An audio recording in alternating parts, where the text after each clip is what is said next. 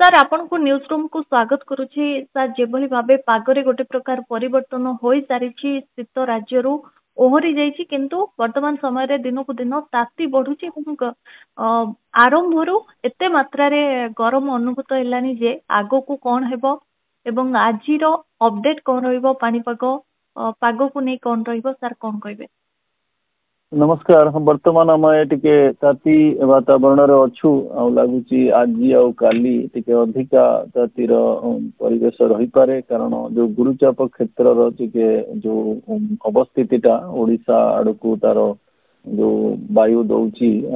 हमर ताती वायु तार दिग आ बेग टिके बढ़िबो। ओडिशा रे आ पार्श्ववर्ती जो हमर राज्य माने अछंती ओडिशा छत्तीसगढ़ मध्य प्रदेश ये जो अंचलटा अच्छी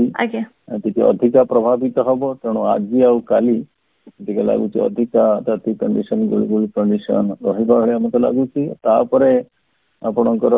6 टिके वातावरण रे वायुर संचालन रे परिवर्तन हम तापर आपण जो समय सीमा देखुचंती 7 रु जो समय सीमाटा रहुची 9 मत लगुच पुणी तापमात्रा टिके आंशिक रूपे ह्रास हम कुहुड़ी कंडीशन जो आमर सकाळ बेला रहुची आज भी रही बलवत्तर रहिबो केते दिन जे सर रहिबो कुहुड़ी कंडीशन ता राज्य रे जदि हमें कहबा गतकाली मध्य थिला आज मध्य रहिची कुहुड़ी गोटे बड़ अंचल आमर उपकूलवर्ती अंचल रहुची कारण बारंबार जो गुरुचाप क्षेत्र बंगोपसागर रे ओडिशा आड़ को आर्द्रतापूर्ण वायु दौची आज भी आम उपकूलवर्ती जिला माने किछटा दक्षिण जिला और केन्द्रापड़ा जिले में कुहुड़ी थिला ये मत लगुच मध्य फेब्रुआरी मध्य पर्यंत ये रहिबार संभावना मत लगुच आम निर्दिष्ट भाव में सकाळ बेला ये प्रभावटा रहिबार मत यथेष्ट संभावना लगुच। तेबे सर आमे जिबा कमेंट रे कोन सब क्वेश्चन रही जो माने भी हमरो चैनल देखुचंदी एवं पाणीपागर अपडेट जानिबा को चाहुचंदी सर आपण को तो प्रथमे कहबी जे कमेंट करछंदी से आपण को धन्यवाद दैछंदी एवं प्रोग्राम को बहुत भलो बोली कहउछंदी पाणीपाग विषय रे आलोचना होथिबारु आमे माने उपकृत अछु बोली कहछंदी। जाजपुर जिला केउ ओडिसा रे उपकूल ओडिशा ना दक्षिण ओडिशा रे जाउची सर आपण को से प्रश्न करिछंदी कोन कहि जाजपुर जिला तो आमर जो उपकूलवर्ती जिला कहले जो मानकर आमर तटवर्ती जिला समुद्र जो आमर गंजाम रु बालेश्वर तो जाजपुर जिला आमर जो पार्श्ववर्ती उपकूलवर्ती जिला मोटामोटी उपकूलवर्ती जो जिलार जो वातावरण थाए जो परिवेश थाए जाजपुर जिले भी से भाया परिस्थिति अनुभूत हुए तेणु यहाँ उपकूलवर्ती पार्श्ववर्ती जिलार अंतर्भुक्त। चलित वर्ष जेमती कि सौम्य प्रत्येक दिन से किछि ना किछि कमेंट करूछंदी आज तांकर क्वेश्चन रही चलित वर्ष मार्च मासरे लानिना प्रभाव शेष हेबो एवं पुणी एलनिनो रो प्रभाव आरंभ हेबो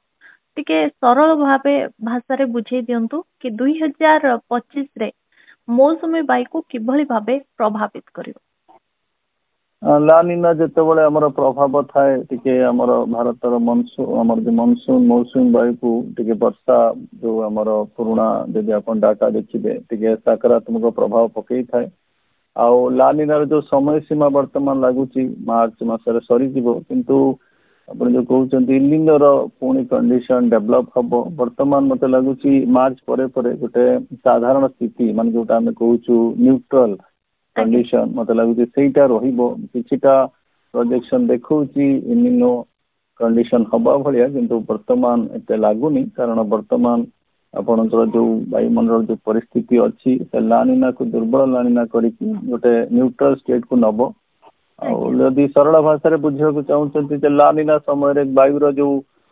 टिके ऊर्ध्वगामी होता है आमर जो उत्तर पश्चिम प्रशांत महासागर भारत उपरे तेणु वायुर ऊर्ध्वगामी हेले आमर बादल आ वर्षा सृष्टि हुए आदि आपण इलिनो कंडीशन नेबे वायुर जो निम्नगामी होता है निम्नगामी हेले भारत उपरे नकारात्मक प्रभाव पकई थाए जो वर्षा आ बादल जो लानिना कंडीशन थाए भारत उपरे गोटे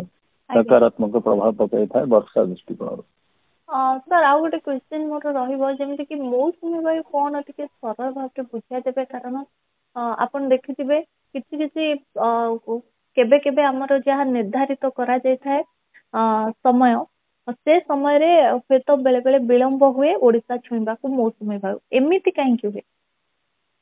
हाँ मौसुमी वायुर जो आपण जो आमर जो समय ग्रीष्मर मौसुमी वायुटा आमर जदि आपण क्लासिकल डाटा नेबे तार आमर जो डेट होची केरला रे जो अनसेट हुए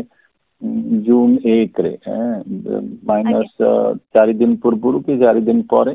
जून 1 रे ओडिशा आसु आसु आपणकर जून 10 आड़क हुए 10 तारिख आड़क हुए किंतु तार बहुत कारक माने थांती ताकू आगु को आनिबा पई कि ताकू गोटे जगह स्थिर करी रखिबा पई कि वायुर दिग आउ बादल सृष्टि वर्षा ये सब जिनस ताकू गोटे गोटे दिग दियंती जे समय आगु आगु बढ़िबो आर वर्ष